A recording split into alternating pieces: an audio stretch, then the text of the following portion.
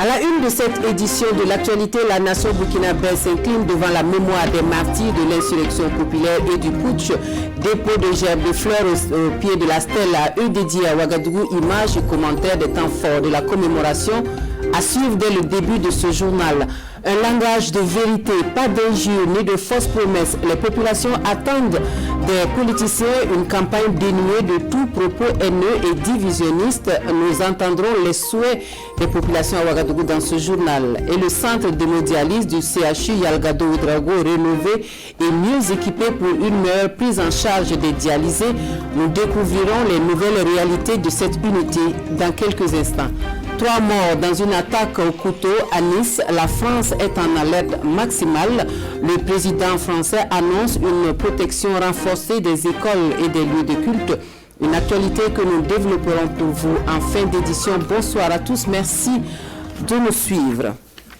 Un hommage solennel aux victimes de l'insurrection de 2014 et du putsch de 2015. Le Premier ministre renouvelle la reconnaissance de la nation tout entière aux martyrs de ces tristes épisodes de l'histoire de Burkina Faso à travers un dépôt de gerbes au pied de la stèle du monument aux héros nationaux. Les points essentiels de la commémoration ce matin à Ouagadougou avec Amandine Lalsaga, Urbain Benito Sommet. Tradition respectée sur le site du monument aux héros nationaux, 6 ans après l'insurrection populaire d'octobre 2014. La nation rend ici hommage aux victimes de l'insurrection populaire et du putsch manqué du 16 septembre 2015. Une cérémonie sobre et solennelle, retentissement de la sirène, une minute de silence et dépôt de gerbes. Aux côtés des parents des victimes, le chef du gouvernement prône les valeurs de la démocratie, fondement d'une nation. 6 ans après ces tragiques événements, le devoir de mémoire commande que nous marquions un arrêt pour leur rendre un vibrant hommage et leur dire qu'ils ne seront jamais oubliés. C'est aussi le moment de leur dire que la nation tout entière est reconnaissante du sacrifice suprême qu'ils ont consenti pour une cause juste. Nous devons donc travailler à l'édification d'un état de droit démocratique, objectif final du combat mené par nos frères et nos sœurs tombés en octobre 2014 et en septembre 2015. Au moment où s'ouvre la campagne électorale pour les élections présidentielles et législatives 2020, j'invite toute la classe politique de notre pays à se souvenir du bel exemple de nos martyrs pour que triomphe la démocratie à l'issue d'un scrutin libre, transparent et apaisé. 6 ans après l'insurrection populaire, l'Union des familles des martyrs s'interroge toujours et interpelle le gouvernement. Même s'ils sont morts, ils ne sont pas morts pour rien. Nous sommes contents et nous savons bien que ce pays-là va se développer. Nous sommes sur la voie de la démocratie. Mais là où nous regrettons, c'est la gestion des dossiers des enfants. Les élèves des martyrs dorment à la maison, une partie ne part plus à l'école. Par faute de paiement de frais de scolarité. Qu'à cela ne tienne, l'Union des familles des martyrs de l'insurrection populaire espère un aboutissement diligent des dossiers de l'insurrection populaire et du putsch manqué. Et la mairie centrale de Bobo-Dioulasso, qui a fait les frais de l'insurrection populaire des 30 et 31 octobre 2014, renaît de ses cendres. Le bâtiment rénové est présenté ce jour anniversaire de cette date fatidique. Coût total de ce relooking, plus de 300 millions de francs CFA. Le tout nouveau visage de l'hôtel de ville de Sia est apprécié par plus d'un, nous confie Drissa Traoré et Ali Traoré. Après avoir fait les frais de l'insurrection populaire de 2014, l'hôtel de ville renaît de ses cendres 6 ans après, jour pour jour. Ils sont nombreux à se mobiliser ce jour pour venir contempler le nouveau visage de la mairie centrale de Bobo-Dioulasso, un événement qui trace un autre chapitre dans l'histoire de Sia. Aujourd'hui, c'est un jour de joie, un grand jour qui laissera des traces dans l'histoire de la ville de Bobo-Dioulasso. On ne peut qu'être fier.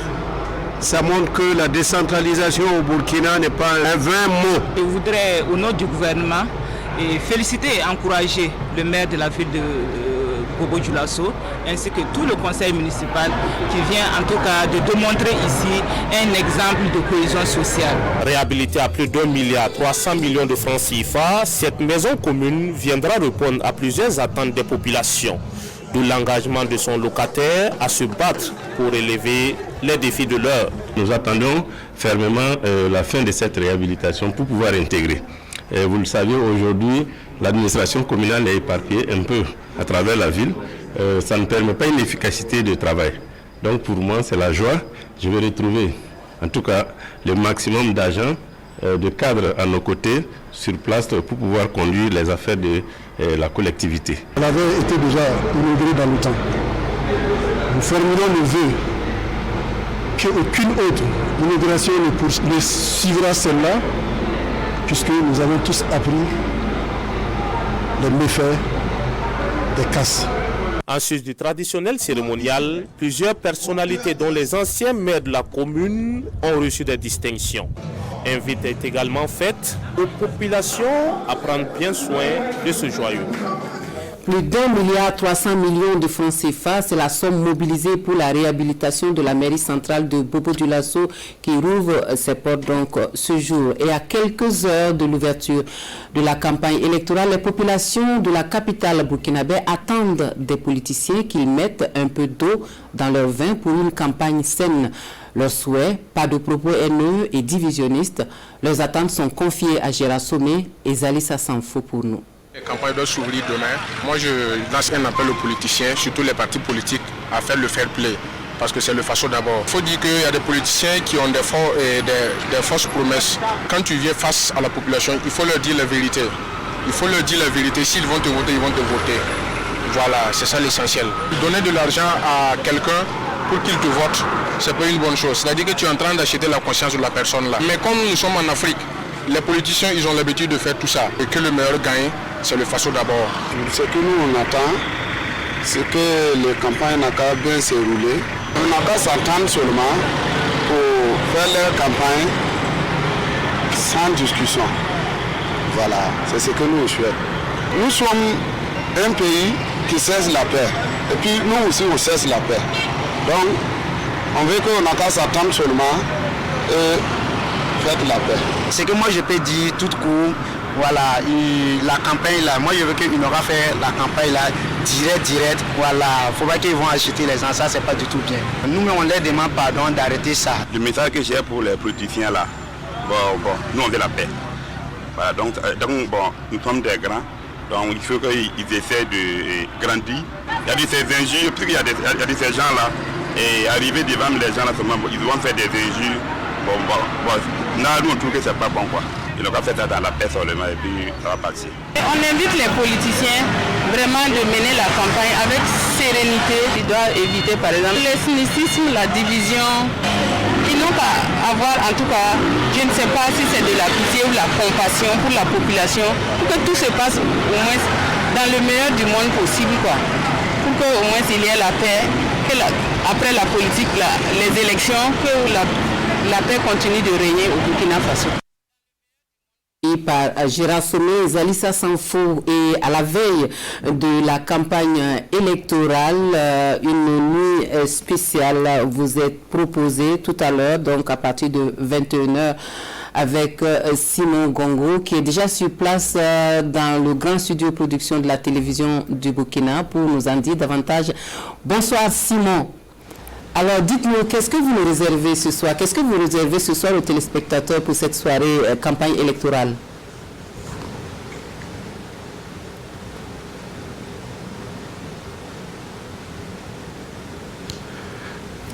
Mais je n'ai même pas de retour dans... Voilà, Simon n'a pas encore de retour, on va...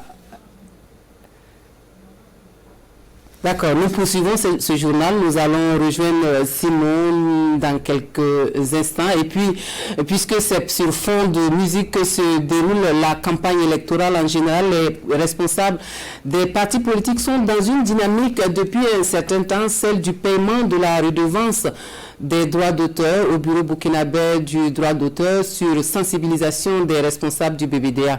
6 partis politiques sont passés à la caisse ce matin. Le résumé avec Bernard Combelem et Oumou Sissé.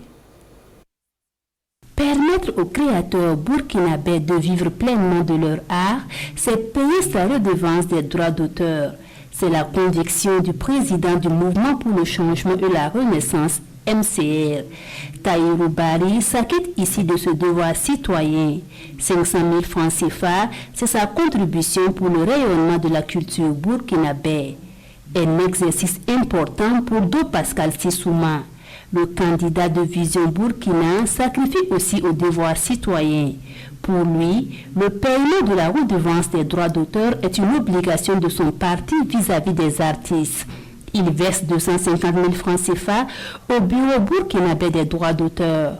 Le parti de la Renaissance nationale Parent veut aussi contribuer à l'épanouissement des acteurs culturels, chose qui passe par le paiement de la redevance des droits d'auteur. 500 000 francs CFA, c'est la somme versée par le parti au bureau burkinabé des droits d'auteur, BBDA. L'Alliance des jeunes pour l'indépendance Agir passe aussi à l'acte ce vendredi. Le parti de Adama Kanazoé verse 500 000 francs CFA comme redevance des droits d'auteur. Un devoir citoyen et une manière pour le parti de participer au développement de la culture burkinabé. 2 millions de francs CFA, c'est la contribution du mouvement Agir Ensemble pour le Burkina au bureau burkinabé des droits d'auteur. Et une chaise pour encourager les artistes à la création. Pour le directeur de campagne de Cadre Désiré Ouedraogo, le paiement de la redevance est un devoir citoyen. Payer sa dette vis-à-vis du BBDA, ce sont là les mots du premier vice-président du mouvement patriotique pour le salut, MPS, en remettant ce chèque. Un chèque d'un montant de 2 millions de francs CFA. Un montant qui sera redistribué aux artistes qui vont agrémenter les différents meetings et autres rencontres politiques. Il permettra également le renouvellement de la création artistique. Alors, et comme je le disais tantôt, votre chaîne nationale sera au cœur de cette campagne électorale. Et ce soir, une soirée spéciale campagne électorale vous est proposée. Simon Gongo est sur place. J'espère que tout est entré dans l'ordre et qu'on peut vous entendre. Simon Gongo, qu'est-ce que vous nous réservez ce soir pour cette soirée campagne électorale? Bonsoir Marguerite, bonsoir à tous. On m'entend effectivement très bien. Ce soir, vous l'avez dit, nous l'appelons la nuit préélectorale. Il s'agit pour nous, comme vous l'avez dit, dans la nuit d'aujourd'hui, donc à demain, à partir tout simplement de minuit ou des 0h de la journée de samedi, va s'ouvrir la campagne pour la présidentielle et les législatives de novembre 2020. Mais dans quelles conditions vont se dérouler justement toutes ces activités au cours de la campagne? Je recevrai ici en plateau derrière moi, tour à tour, le président de la CENI. Nous aurons aussi des observateurs locaux tels que la CODEL. Nous aurons des analystes et éditorialistes qui vont passer en plateau. Et enfin, nous aurons à tout seigneur, tout honneur, le directeur général de la RTB qui va nous donner l'organisation pratique de la RTB donc, pour couvrir ces élections. Merci Simon Gongo. Nous vous retrouverons donc tout à l'heure à partir de 21h pour cette soirée pré-campagne sur la télévision de Burkina. Restez avec nous pour la suite de notre journal et nous ouvrons une large page santé dans notre journal que nous commençons par la visite du centre d'hémodialyse du centre hospitalier universitaire Yalgado Ouedraogo par la ministre de la Santé. La structure rénovée et équipée devrait offrir de meilleures prestations de services aux patients. Le point de la visite avec Paul-David Bambara et Aimé Solange Digma. C'est pour faire l'état des lieux des installations des équipements de dialyse effectués par les partenaires du ministère de la Santé que la première responsable du département s'est rendue à l'unité de dialyse du CHU de Yalgado. Il s'agit de l'installation des générateurs, de fauteuils, de lits et du système de traitement d'eau. Nous avons vu du matériel de qualité haut de gamme, des patients qui sont bien installés et qui sont bien pris en charge, qui sont très contents. Et nous aussi, nous sommes très contents. Mais nous repartons avec un remords, tout simplement parce que le personnel formé est en nombre insuffisant. C'est le lieu pour moi de remercier nos partenaires français qui sont là et qui nous accompagnent dans la formation initiale comme dans la formation continue des néphrologues. En plus du CHU de Yalgado, sont concernés par ces travaux les CHU de Tengandogo, de Bogodougou et Sourou-Sanou de Bobo-Dioulasso. L'objectif est d'assurer une meilleure prise en charge des dialysés. Ce n'est pas le problème de personnel qui se pose là. On allait avoir la dialyse dans les normes. Parce que j'ai fait beaucoup de pays de la sous-région, mais aujourd'hui là, le Burkina est en tête. En matière de centre de dialyse, le Burkina est en tête. Donc je tiens à féliciter les autorités, les dire grand merci et de continuer à nous soutenir. Ces équipements de dialyse émanent d'une convention de partenariat tripartite signée entre le ministère de la Santé, les CHU et l'entreprise Sibiri Biomédicale en vue de renforcer la qualité de la prise en charge de la file active de plus en plus croissante qui compte à ce jour plus de 500 malades hémodialysés chroniques. La subvention de l'État pour la dialyse est passée de 1 milliard par an en 2015 à 2 milliards depuis 2018. Détruite par un incendie en 2018, la maternité du centre médical avec antenne chirurgicale de Kongoussi sera entièrement reconstruite, foi des engagements nationaux et secours d'urgence. Les travaux sont lancés ce mardi en présence de Amadou Ouedraogo et Jacques Ouedraogo. Cette pose de la première pierre marque le lancement officiel des travaux de reconstruction du centre médical avec antenne chirurgicale de Kongoussi. Ravagé en 2018 par un incendie, voilà ce à quoi va ressembler la nouvelle maternité dans quelques mois. Un dispensaire verra aussi le jour avec des commodités qui répondent aux normes de santé. Et c'est le secrétariat permanent des engagements nationaux et des programmes d'urgence de la présidence du FASO qui est chargé de la réalisation de ces deux infrastructures. C'est essentiellement une maternité avec deux blocs opératoires suffisamment modernes. C'est d'abord une hôtellerie bien organisée parce que nous aurons donc au niveau de ce bâtiment des chambres de catégorie et des chambres ordinaires. Nous aurons également en termes d'ergonomie du travail donc une bonne salle d'accouchement donc pour le personnel qui a souffert donc de l'absence d'une telle infrastructure. Ces réalisations viennent mettre fin à 2 ans de calvaire des femmes de Kongoussi et du personnel soignant. Le département en charge de la santé et l'association des femmes de la province du BAM se disent satisfaits de la construction de ces deux joyaux. Vraiment, nous sommes contentes. Depuis que la maternité a pris feu, nous étions dans la souffrance. Mais avec le lancement des travaux de reconstruction de la maternité, nous sommes très comblés. La reconstruction de ce site-là vient à point nommé parce que depuis 2 ans que nous avons connu ce sinistre-là, fait que nous avons été handicapés du point de vue plateau technique dans le centre de Kongoussi. Et la reconstruction avec l'appui du SP, des engagements nationaux et des programmes d'urgence, nous permet de pouvoir avoir une nouvelle infrastructure de qualité. La reconstruction du saillement de Kongoussi va coûter 1,5 milliard de francs CFA à l'État burkinabé. Et le délai d'exécution des travaux de la réalisation de la maternité est de 6 mois afin de soulager le plus vite possible les femmes de la province du BAM. Et l'offre sanitaire qui s'améliore également à Fara, qui dispose désormais d'un centre médical avec antenne chirurgicale et d'un centre de santé et de promotion sociale. 2 infrastructures sanitaires inaugurées mardi dernier en présence de Netouzoun Batchounou et Aïcha Dianda.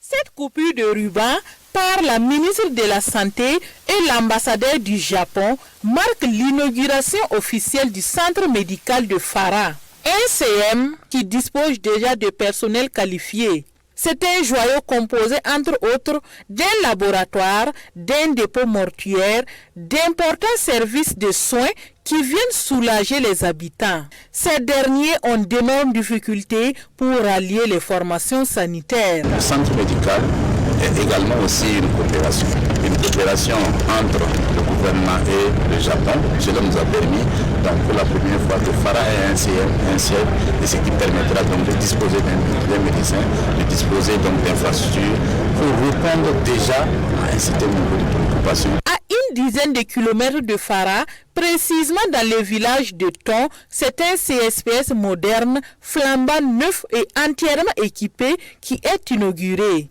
L'infrastructure qui s'élève à 198 millions de francs CFA est financée par le budget de l'État. Nous avons une commune de 55 000 habitants et la commune de Fara n'avait que 4 centres de santé. Vous voyez, lorsque vous prenez Ton, vous voyez la distance avec Fara, vous voyez l'état de la route C'est pour dire que c'est vraiment un grand soulagement. Le CSPS d'Eton est construit par le PRISE, le programme de réalisation d'infrastructures socio-économiques. Ce programme a également procédé à la normalisation de l'école primaire publique Fara C. Et avec cela, des médecins spécialistes pour améliorer la qualité des soins au Burkina Faso. La toute première promotion de médecins spécialistes en urgence médico-chirurgicale formés à l'université Naziboni de Bobo-Dioulasso est prête à mettre sa compétence donc au service des populations. La promotion professeur Al-Kassoum Maïga est riche de 18 médecins que nous découvrons avec Widja Rokiasano. Ils sont l'espoir de plusieurs nations, l'espoir d'une prise en charge rapide et qualifiée dès l'admission aux urgences dans les formations sanitaires. Cela quand on sait que les 5 premières minutes sont les plus déterminantes avec un fort taux de mortalité. Au nombre de 18, dont 9 burkinabés, ces médecins spécialistes en urgence médico-chirurgicale, première promotion et première du genre dans la sous-région, mesurent déjà l'ampleur de leurs tâches sur le terrain. C'est vrai que la tâche ne sera pas du tout facile, mais nous espérons qu'avec la collaboration de tous, on pourra vraiment atteindre nos objectifs. Plusieurs difficultés ont jalonné le chemin de la création de ce diplôme. Des difficultés qui nous doivent entamer la volonté des premiers responsables de l'enseignement de l'importance de ces spécialistes. C'est un spécialiste en médecine d'urgence, médico-chirurgicale, qui occupe un poste de garde, n'est-ce pas, en matière de gestion diversifiée des urgences pour remplacer pratiquement 10 spécialistes d'organes.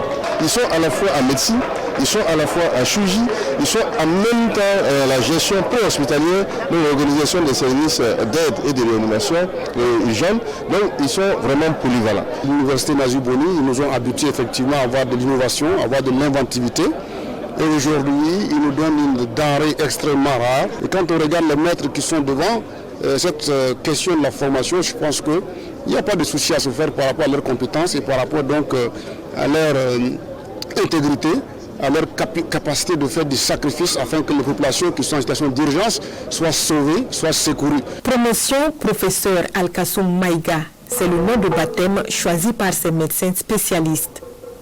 Une promotion composée de plusieurs nationalités africaines et pour laquelle il sera créé d'office 2 postes d'assistants afin de pérenniser cette spécialisation. Des démarches sont également en cours pour la reconnaissance officielle du diplôme par le CAMES. Et sur tout autre registre, la 17e promotion de l'Institut supérieur de génie électrique du Burkina Faso est composée de 304 nouveaux techniciens supérieurs et ingénieurs dans le domaine de l'énergie. Une fierté pour le parrain, le ministre Bachir Ismaël Ouedraogo, qui invite ses filleuls à une ouverture d'esprit pour explorer l'immense potentiel en énergie solaire dont dispose le Burkina Faso. Le compte-rendu complet de la cérémonie de sortie de promotion avec Ali Doubadini et Amadou Marcelto. De nouvelles compétences dans le secteur de l'énergie. Faute de 304 impétrants, cette 17e promotion de l'Institut supérieur de génie électrique, composée de techniciens supérieurs, d'ingénieurs de travaux et de conception, s'est fortement spécialisée en électricité industrielle et énergie renouvelable, mais aussi en réseau informatique et télécommunications. J'apprécie fortement la promotion que nous avons reçue ici à Liège parce qu'elle était de grande qualité. Nous avons reçu des professeurs venus des 4 coins du monde, venus de l'Europe, d'Afrique centrale, d'autres pays de l'Afrique de l'Ouest. Nous avons été formés avec du matériel à la pointe de la technologie, comme vous avez pu le voir. Donc je crois que nous sommes très bien outillés, nous sommes des ingénieurs formés aux standards internationaux. Dr Bachir Ismaël Ouedraogo, c'est le nom de baptême de cette promotion en hommage à l'actuel ministre en charge de l'énergie pour son engagement auprès des acteurs du domaine. J'ai promis d'accompagner donc mes filles avec donc que ce soit de l'emploi, que ce soit du stage, mais aussi les encourager à ce qu'ils puissent créer eux-mêmes. Cette cérémonie marque par ailleurs la sortie de la toute première promotion des ingénieurs de conception de l'Institut et l'inauguration du nouveau laboratoire du système électrique pour mieux répondre aux besoins de la formation. Promotion de l'entrepreneuriat, on en parle à présent avec la diaspora burkinabé dans le viseur. Une plateforme vient d'être mise en place par le gouvernement et est destinée à accompagner les Burkinabés de l'extérieur dans la création d'entreprises. Nous découvrons le nouveau portail avec Rasman Ezundi et Sekou Zongo. Ce clic lance la plateforme numérique de la diaspora du projet d'appui à l'entrepreneuriat de la diaspora du Burkina Faso. Ce portail électronique va désormais faciliter l'accès des membres de la diaspora à l'information au même titre que les nationaux, accompagner la création et le développement des petites et moyennes entreprises portées par la diaspora, mobiliser l'expertise et le financement de la diaspora pour l'accompagnement des projets d'entreprise au Burkina Faso. Quand on vous transfère de l'argent et que vous le récupérez juste effectivement pour aller payer une télévision qui n'a pas fait le Burkina Faso, on n'y est pas encore. Par contre, si l'argent est orienté pour créer des entreprises ici, on crée des emplois. Si l'argent est orienté donc, pour récupérer donc, des biens produits ici pour les vendre à l'extérieur, on crée davantage effectivement d'emplois et on est dans un cycle vertueux, un cycle gagnant. Et la diaspora apporte l'innovation, elle apporte l'énergie, elle apporte des choses qu'ils ont vues ailleurs. www.diasporaburkina.bf est un site web multilingue et ce sont les Burkinabés résidents dans 12 pays africains et européens qui peuvent l'utiliser. Au nom de la diaspora, comme on dit toujours, nous voulons aider le développement de notre chère patrie. Et notre chère patrie, s'il crée des conditions comme celle-là pour permettre à ceux qui ne sont pas encore, ou qui n'ont pas encore d'entreprise au Burkina, mais qui ont envie de venir créer des initiatives comme celle-là, en tout cas moi, permettre à beaucoup d'entre nous qui avons compris dehors que l'Eldorado c'est chez nous ici. On a acquis des savoirs, on doit simplement venir chez nous ici, mettre ce savoir-là en pratique. Cette plateforme est le fruit du premier forum national de la diaspora burkinabé qui s'est tenu du 11 au 13 juillet 2018 à Ouagadougou. Et puis, de bonnes nouvelles en perspective pour les populations de Bobo-Dioulasso dans la desserte en eau potable de la ville. Le projet de renforcement de capacité qui vient d'être lancé va permettre à l'Office national de l'eau et de l'assainissement de doubler sa capacité de production d'eau potable à précision Lamine Karantao, Karim Sissi. Mise en terre d'une conduction d'eau et le temps donné ici à la station de l'ONEA du quartier Bourmakoté pour les travaux de renforcement de la capacité de production en eau potable de la ville de Bobo-Dioulasso. D'une durée d'exécution de 24 mois, ce projet doit permettre à la production actuelle de l'eau dans la ville de Sia de passer de 20 000 m3 à 40 000 m3. 15 milliards et demi de francs CFA, c'est le budget mobilisé par l'Agence française de développement pour la réalisation de ce projet. C'est une intervention très traditionnelle, mais qui va permettre à la ville de répondre à des besoins sur des échéances de 2030. C'est plus de 850 000 personnes qui vont être impactées. Pour nous, c'est un projet important qui prolonge des interventions que nous avons eues à Ouagadougou et qu'il était important maintenant de porter sur la deuxième ville du pays qui est Bobo-Dioulasso.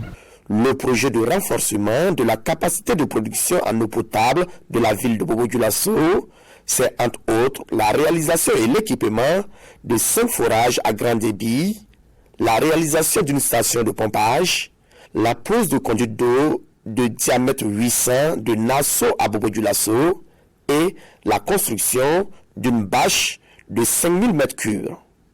Pour le gouvernement, c'est un projet majeur qui devrait permettre de combler amplement le déficit d'eau à Bobo-Dioulasso et envisager l'avenir avec sérénité. Depuis un certain nombre d'années, Bobo connaît de graves pénuries d'eau, surtout durant la période chaude.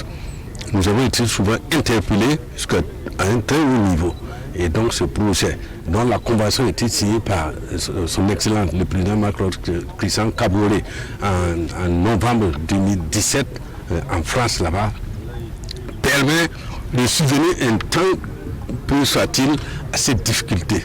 La réalisation de ce projet va sûrement occasionner des perturbations dans la distribution de l'or bleu dans la ville de Sia. Et pour amoindrir ces probables désagréments, il est prévu l'opérationnalisation du forage à grand débit de Pala. Et en agriculture, les producteurs maraîchers de Zorgo reçoivent un appui en matériel agricole qui devrait leur permettre d'améliorer leur activité. L'association Beogomere du Ganzourgou, avec l'appui de l'ONG Solidar Suisse, veut à travers ce geste aider à lutter contre la pauvreté et contre l'insécurité alimentaire. Remise du matériel en présence de Rasman Ezoundi et Aimé Solange Guigma. Du matériel agricole d'une valeur de 48 millions de francs CFA au profit de 9 groupements de producteurs maraîchers de la province du Ganzourgou. L'œuvre est de l'association Beogomere du Ganzourgou avec l'appui financier de l'ONG Solidar Suisse dans l'optique de contribuer à lutter contre l'avancée du désert, l'insécurité alimentaire et la pauvreté dans cette partie du Burkina. Il y a 23 motopompes. Il y a 160 livrets de grillage, il y a 640 sacs du compost enrichi et 100 sacs d'NPK, alors 160 pelles, 160 râteaux, 160 pioches, 160 pulvérisateurs, 160 arrosoirs, il y a 120 raccords pour le refoulement de l'eau avec beaucoup d'autres tuyaux composés, des tuyaux flexibles. Ce geste va permettre de créer de l'emploi pour les jeunes pendant la saison sèche et d'améliorer leurs conditions de vie. Il a été salué à sa juste valeur. Nous sommes très contents de ce don et nous sommes certains que nous sera bénéfique. Nous remercions l'initiateur et comptons produire avec l'aide. La saison sèche, c'est la partie la plus longue donc de l'année. Ça veut dire qu'il y a un manque à gagner dans l'économie donc rurale, dans l'économie du producteur. Donc ce matériel, ce don ce matin a une valeur hautement symbolique parce que ça va permettre de mobiliser des jeunes et de les occuper pendant au moins 6 mois de l'année. Pour une utilisation efficiente du matériel, chaque groupement apporte une contribution de 400 000 francs CFA pour bénéficier du matériel d'un montant de 4 millions de francs CFA. Hors de chez nous, 3 personnes tuées et plusieurs blessés dans une attaque à l'arme blanche à l'église Notre-Dame de l'Assomption de Nice, en France. Donc l'auteur de l'attaque, qui serait un Tunisien, a été interpellé. Le pays est sous le choc et en alerte maximale. Ces images ont été tournées au moment où la police est entrée pour intervenir dans l'église française Notre-Dame de l'Assomption de Nice. Un témoin raconte ce qu'il a entendu. Juste des coups de feu et après on apprend qu'il a fait des choses horribles à des gens. Ce jeudi matin, un Tunisien âgé de 21 ans, armé d'un couteau, a tué en quelques minutes 3 personnes dans l'édifice religieux. Les victimes sont 2 femmes, dont l'une de nationalité brésilienne, et un homme, le sacristain de la basilique. L'auteur présumé de l'attentat, blessé par balle, est actuellement hospitalisé. Son pronostic vital était toujours engagé jeudi soir. À proximité de lui, les enquêteurs ont trouvé un Coran, 2 téléphones et l'arme du crime. Le président Emmanuel Macron, qui s'est rapidement rendu sur place, a dénoncé une attaque terroriste islamiste et appelé à l'unité. En France, il n'y a qu'une communauté. C'est la communauté nationale. Et je veux dire à tous nos concitoyens, quelle que soit leur religion, qu'ils croient d'ailleurs ou qu'ils ne croient pas, que nous devons dans ces moments nous unir et ne rien céder à l'esprit de division. Alors qu'Emmanuel Macron parlait d'unité nationale face à la menace terroriste, les habitants de Nice, notamment les catholiques, ont évoqué leur colère et ont dit espérer que le gouvernement fasse davantage pour les protéger. La première réaction, c'est la colère quand même, parce que je me dis que quand on sait qu'il va y avoir un drame, il vaut mieux essayer d'empêcher le drame plutôt que de discuter après sur le drame qu'il va y avoir. Je veux dire, voilà.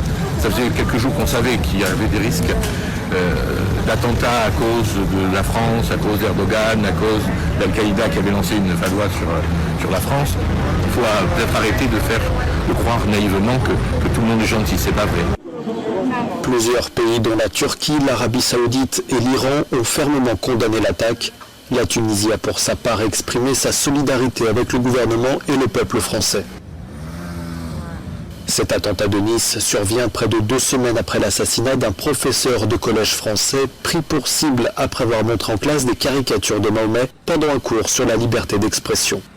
Sa décapitation par un islamiste russe tchétchène de 18 ans avait choqué le pays. Voilà, on s'arrête ici pour les actualités dans cette édition. Merci à vous de nous avoir reçus chez vous. Vous restez connectés sur la chaîne nationale pour votre soirée spéciale pré-campagne électorale. C'est tout à l'heure à partir de 21h avec Simon Gongo et ses invités. Très belle soirée à tous.